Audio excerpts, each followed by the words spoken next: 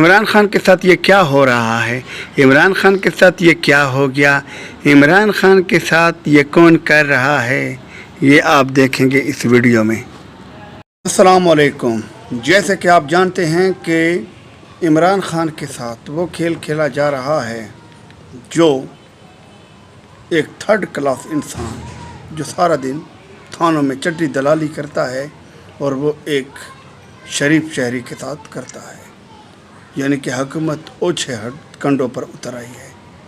یہ کسی طریقے سے بھی زیب نہیں دیتا کیونکہ حکومت کی رہی صحیح ساکھ وہ ویسے بھی ختم تو ہے، یعنی کہ جیلی طریقے سے حکومت آئی ہے، لیکن کم از کم عوام تو دیکھ رہی ہے کیونکہ آپ سیاسی پارٹی تو ہیں، وہ حرکت نہ کریں جس سے جو چند لوگ رہ بھی گئے ہیں آپ کے، وہ بھی آپ سے نفرت کرنے لگ جائیں۔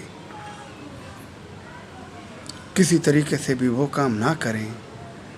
اور جہاں تک بات ہے سپریم کورٹ کی، تو سپریم کورٹ کو سوچنا چاہیے کہ اگر رات کے 12 بجے عدالتیں کھل سکتی ہیں عمران خان کو،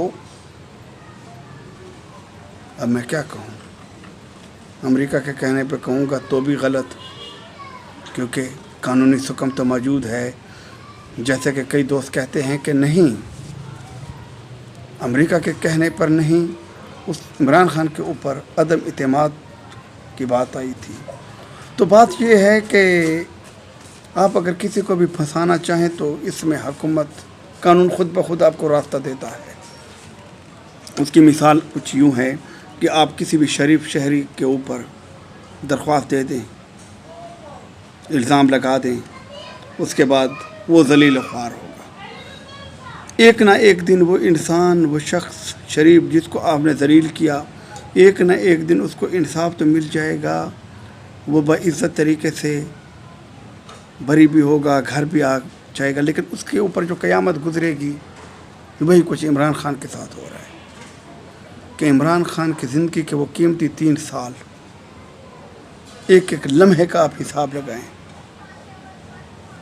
کیا وہ حقدار تھے یا وہ حقدار ہیں؟ آپ خود سوچیں۔ ایک ایک